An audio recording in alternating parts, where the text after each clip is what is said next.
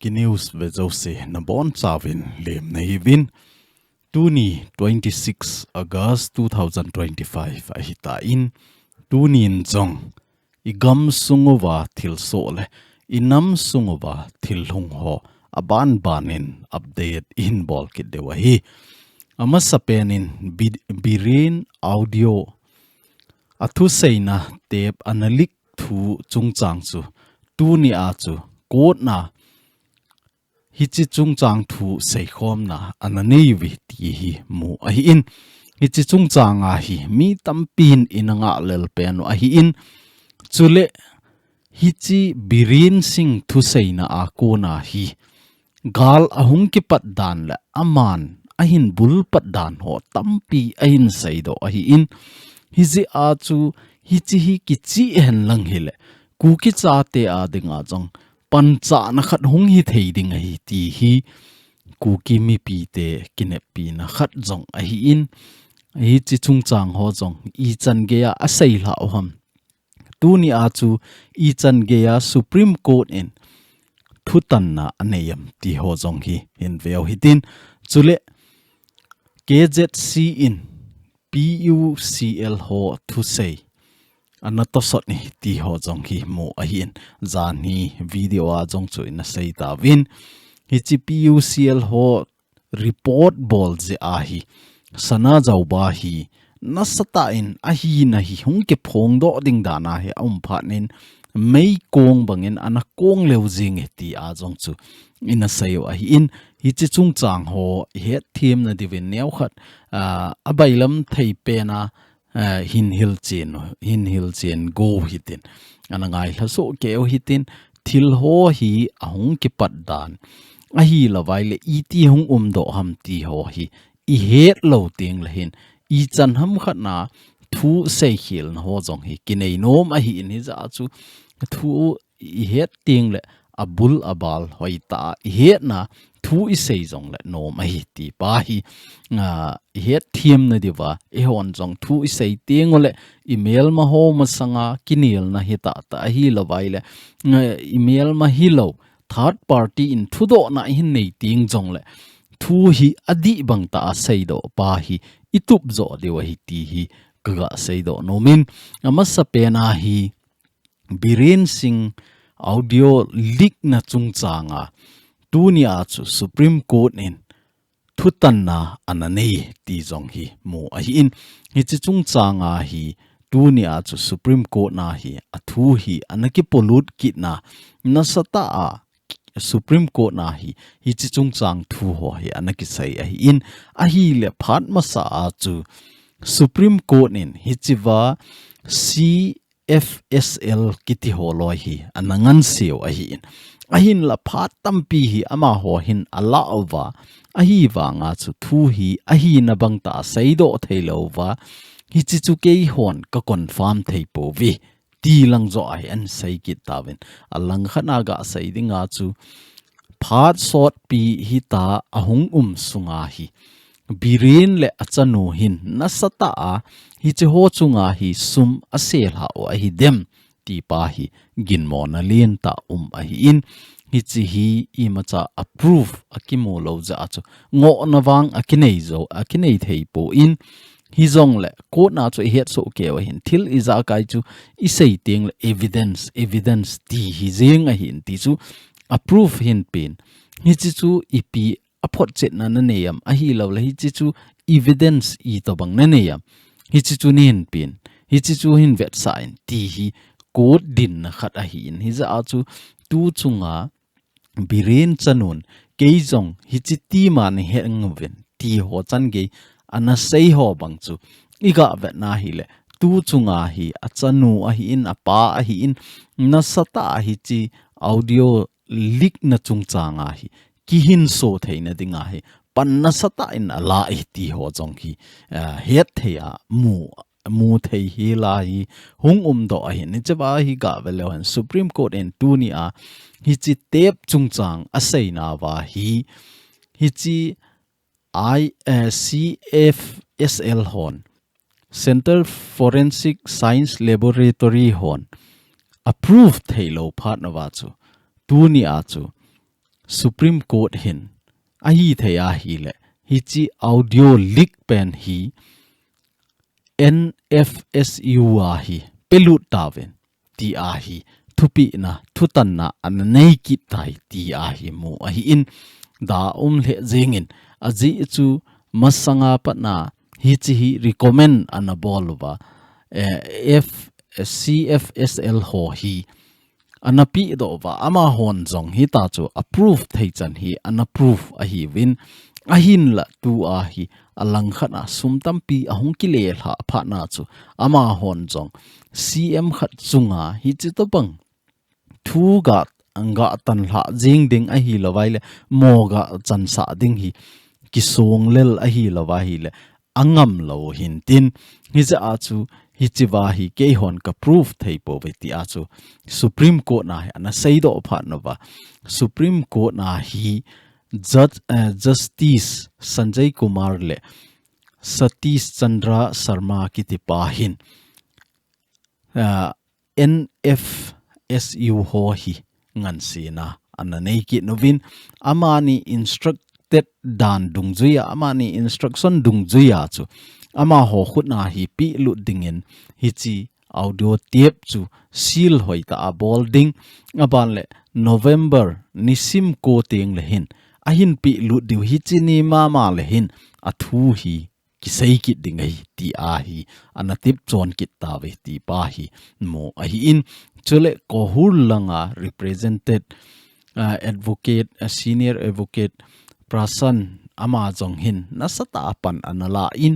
Supreme Court hi nga jong hi aman anasei pen chu demand anabol pen chu a hi le hi chi chung changa hi true lab forensic report in jong hoita proof abola 93% hi BIREN sing to say a hi ti hi proof abol sa ahitai ti a hi demand anabolin ahin la hi chi ho chu Supreme Court ngan se na ahi lo jin tu chunga hi Supreme Court in NFSU ho hi kipekit ahi in ama hon hin proof in tin hi chi dung juya chu November nisim ko 2025 teng la hin sei khom na kinei ki ding hi ti a jong hi Supreme Court hin thutan na ananei hatai ti hi mo ahin hi chi a hi ko hul langa chairman Benjamin mite in anasai be kit na achu a hi le tu chunga hi chiwa CFSL ho na to dan hi ivet na hi le mi lung sit na nei lo tot na a neiwa hi chi to bang gen thei ha sat lai ta a kei ho gen thei ha sat na ho hi CFSL ho hin tot nop na changin anei tawi ka phat nu mantam ta hi tu a hi asu mango ahitai ti a jong hi hi chi Benjamin mate in phondo na jong anani ti jong hi mo a hi in ahin la aman asei be na achu tuni chan ge a hi Kuki cha ten hop kanei na live ta san na Supreme Court na hi kanei na live in hi je achu Supreme Court nin jong thudi pa hi ahin po do te ding hi kata san khat no a hi in hi chi CFSL ho banga hi Kuki cha te kinep na le Kuki cha te ta san na wang hi Supreme Court in nasu mangdeu kata san poi ti a hi hi chi CFSL ho banga hi Supreme Court in Kuki cha te kinep na to nop na na hin nei deu wang hi kanom po ve ti chan ke ya hi thu sei na ho anane ti pa chu I het thei dewa tunia BIREN audio leak chung changa thu anatan na ho dan ho report in bol theu hin tin hi che ba hi Kanam mite ho tauna I han wa ngain hi chi chung changa hi a hi thei ai le protest song I bol thei chanu I bol ngai hi aji chu tunia hi event wa hi le ikidin tet piu hi state khat sunga CM khat ahitai a thu hi mi mai thu kitana ni ta cho mi hlam mai thu ga kitan hla Supreme Court nin jong anop no ma ango jing thei a hi lawai le hi chiwa CFSL kiti holoi banga hi nom ta adei na lang on jeng theina ho mi hi lo a hi in hi za chu ahi thei ai le e hon jong hi chi chung changa hi I power I vet sao ngai a hi hi ta hi mai mai wa I mo ngai hla wa hi le I ma cha Supreme Court nen jong ana sa lo ding ai Supreme Court kiti ho jong hi neu khat pressure anga in government kiti ho hi democracy hin tin thudi tanna Supreme Court kita san le zong le hi chiwa hi pressure be a chu I ma cha koiman thudi pa hi apo do thelo hi muntin hlang tin India pompi ki thing lewa hong ting lebo hin hi chiwa chu thudi pa chu ama hon jong a hin khol de wai tu chunga igen thei I ha sat na ho jong chu ai hon I chana I sei wang wa koima chan ata san lo a hin la third party PUCL hon hoi ta thu a hin khol ba a hin sei wale tu a hi India pumpia kolvom hon jong I chan ham khana ku ki cha te thu sei a hin ta sanova ku ki cha te thu sei hi adi zo a hi tia a hin pom na ho jong hi hi chi bana chu mite ho hin tu a hi pi sei ki ta wam te a hi le journalist ho jong target a ki bol tai I dei chaphatnin gam sunga journalist khat hi na zalen na akitong thei poi na akito a hi jong le min ei target nin idei banga thu akisei thei po in thudi jong akipodo thei poi ti a hi nasata center government hi nga hi kiphin na anei ki novi ti ho jong hi mu a hin masanga patna ihung gal ihin neiwa ihung ke boy ti lova patna hi atam zopi hi ama ho news hi media hon angai hla wa hin ti chu international a jong mail hei news bo ki nga ya a hi lo la mail hei journalist bo in mun tina hi thu ana the thang wa hi in a hin la tu ni chan ge a hi ku ki cha ten social media za chom chom mang cha ei ma hi theina chi a na I to wa pan ilah wa igam sunga dan di lo ta I ke bol dan ho le dan di lo ta I ki ngo na ho hi aban bana ka in phone ole hi chiwa hi min ehin het do hi bo win hi chima sanga chu meite ho thu sei bo hi min anata san a hin la ama hon bias ta ama ho lang jing bo ki vet nova thu ana sei je wa chu tu ni a hi Manipur meite sunga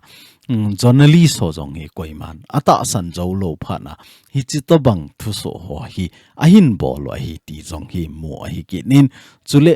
dekol pu hin x account na hi tu ni a jong chu nga thu za chom hi a hin post ki nin PUCL ho report chung changa hi nasata demna aman jong a hin bole ti hi mu a hi in hi chiba jong hi mu diu hen NDTV hon jong report a hin bol ki novin hi chiwa news a kimu dan dung chu ya chu hi le Manipur ex chief minister in hi chiwa PUCL hon report a pi pau hi dan di lota ahung kondo na lo hil report a bol lovin hi chi chung changa hi bias ti chu lang khat bo ve a thu a sei win hi chi a hi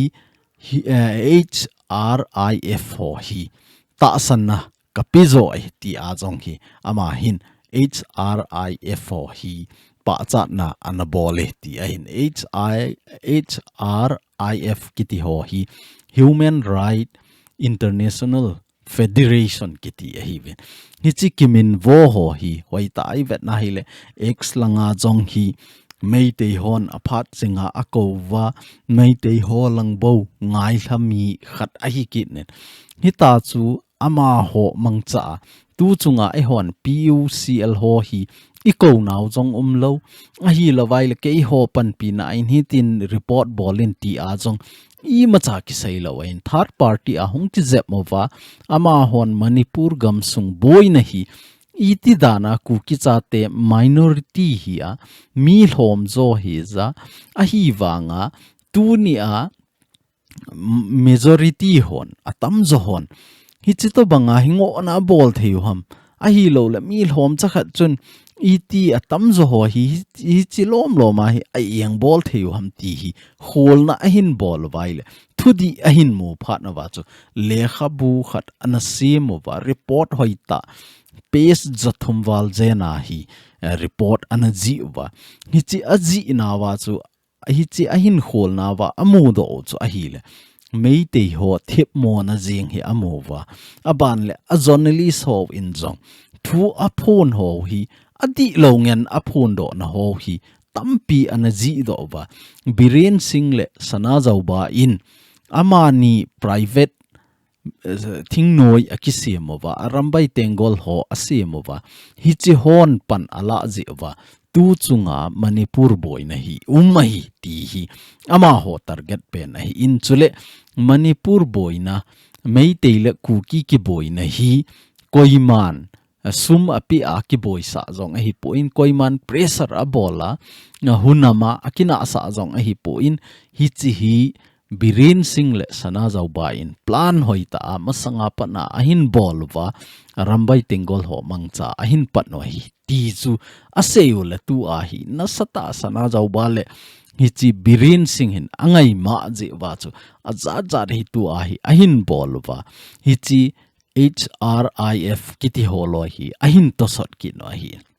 HRIF ho jong hin asei na wa cha hi le ichi PUC in thu sei abol na report api na hin langkhat bo ave in langkhat ave poi ti hi asei wa hi na dang chu khuti ta thu se hi an sei po win a hin la ama hon asei na wa chu hi chi po cha na sei wa in langkhat bo ave win thu asei ve ti a hin alanga ve jong leo adi pa chu tu chunga hi chi PUCL hon report api pe no cha hi in biren sing in asei be na a cha hi le tu le tu a mei te le kuki ki boy na hi su thip na ding to gon kineya alanga chamna sima hoita a chen khom kit ding ki ngai to lai ta tu a PUCL hon hi chi to bang report a hin pi o hi chi wa ko na hi khat la khat ki het thiem lo na a hi lo la community khat ki ka kina na hung so sang be thei a hi ti a jong hi ngama hin PUCL ho hi ngo na anaboli ti ho jong hi mu a hi kin na hi aban le hi chi chung changa PUCL hon report anapi na chung chang wa hi KZC hon jong press release a hin bol kit vintu ni a chu hi chi hi kipa umbe se in PUCL hon thudi nain phon ji win ke ho kipa vi ke ho hin I chan ham khana kana sei win a hin la koi man I ta san po win tuni a PUCL hon thudi nain phon ji win kipa thu ka save ti ho chan ge hi ama hoin ana phone do wa hin a hin la langkhat langa sana jaw ba in IX account na thu ana sei ki na chu ipi sei ta am tele ami pi ho hi ana tim ki nin ibon chawin pangkho mo hitin PUCL ho chunga hi 3000 FIR bol humding a hi ibon chawin hung ki go ngoven mi izat na ki got thewam mi sangthum wal jenin hi chi PUCL against a hi FIR ibol khum dewa hi ti a jong hi ami pi ho hi atil ki ne ti hi mo a hi ki ne na hi tu le tu a hi hi chi to bang PUCL ho hi ei hon jong a hi thei chana ei ho community sunga jong hi I to sot no ba tu a report api ho zo se hi ei hon ipi ding dol ta we pi theilo tu ni a pathinin PUCL ho hi mangcha a ei ho chungchang thu di ta a hin phon do sa hi in hi ze a chu ei hon jong pan theina chana I panova biren audio leak chungchang a hi in chule hi chi report chungchang a hin adi asei dan ho hi hoita I support diu kiphin na inei diu ETM khana ma hon hi chi to bang FIR bola hi jong le again sa chu na sata I hon jong pan ilah wa ngai ti chu niga het theina diwa hi chi chungchanga holim na in bol hi in chule KSO chuchanpur hon jong KZC ho vailun na ana nevin an kong ho ana sim ho movin hita chu ani khom na ho jong ananei ve ti chu mo ahi ke ne nahi aban kit na chu lamza thang le aloi ho hin tu a hi to gon za chom chom ahin nei kit no vin a point khat na hi ga velo han hi chawai amon point khat point ni ahin se movin tu chunga Manipur gam sunga phai sunga infal khopi sunga mite to chamna sim ka hi vi ti a gachewa kuki ho e banga ga zu than naw I malo hila ahin seva kuki cha te ho hi Burma a Bangladesh a kona hongova hita chu Manipur su ke na dinga natong a hi vi ti a ana phondo nawa mini silonga kona ana zawin hichi mini ho chu silong sunga kuki cha te kiloi hom na zo sin social boycott ana bol khumovi ti a chu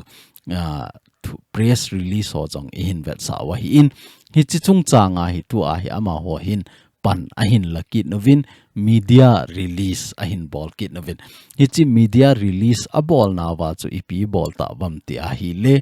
tu a hi resolution declaration number 5 dung juya chu Meghalaya gam sunga jong hi Thadou Inpi Meghalaya kisim do ahitai chule hichi Thadou Inpi Meghalaya keu hilo ani na ahi ga veleu chun tu le tu ahi Thadou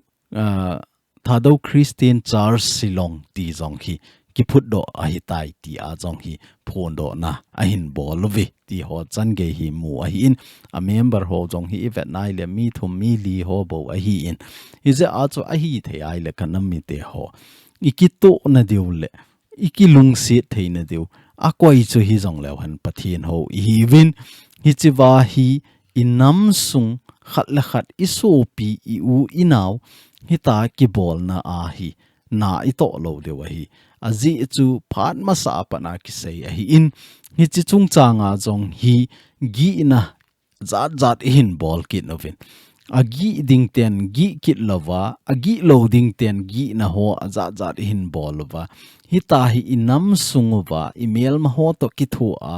pan la ho hi pathinin jong aza nop loading a hi in hi za a chu tu a hi Christian hin lang Christian Church ki sa jong le chun nagam nanam a hi lawai le na so pi bon na ngai lut thei lawa hi le tu ni a hi ipi Church phut nin lang ipi phut jong le chun kito na di loading phat khat la atuma na hu pot ki tho ding a hi ni za chu a hi the ai le hi chi ho hi I bol lo di wa hi adi se na Meghalaya Silong hopi sunga kuki cha te kiloi khom na hi adang atum lova thakhat na khom ding thakhat na pan la khom ding hi chiwala hi kiloi khom na adang phu lo ding ti hi Meghalaya Silong gam sunga kuki cha te kiloi khom na in pan anakila jing a hi in tuni a hi chito banga hi inam sunga su ke na ding le kuki ka hi poi ti a atum atala thil bol te jong hi inam sung nat na khat a hi in hi za a chu a hi the ai le phat hi ahung sit ka a hi khat la khat kilung sit ta khat la khat hi ta iki ho theiwa khat la khat lung sit ta hi ta iki vet to lai seu hi aphat pe a hi in zole kuki cha te I color ahung pot do a khat la khat chunga action ahung kila ma sanga hi a hi thei chana thil phalang hi ingai to zo deu hi dei sa le pathin mina kahin te pa hi in hi chi to bang ho hi avela I bolo divin avela lamza thang nungzui ho limdo o hi tin tu ni chan na inam pumpin gen thei athu na lang zo hi focus bolo hi tin hi chi inam pumpin gen thei athu na ho hi golden chance a hi ti a hi lo lang ta inam pi sunga ki phin na thei a hi lo le thil si bol thei na ding chance la na ito jing pau hi a hi thei a hi le inga devin avelin kanam mite ho kain tim kin nei hi chi chan chu tu nia BIREN audio leak na chung chang le KZC in PUCL ho anato sot na a thu neo cha I hung kil che thei nau hi chi chan chu in tin tuni Kuki news ve a ngai lo ho zo se na chung chi win ka ki pa in bon cha win pathin in phat thei na bo jing taw hen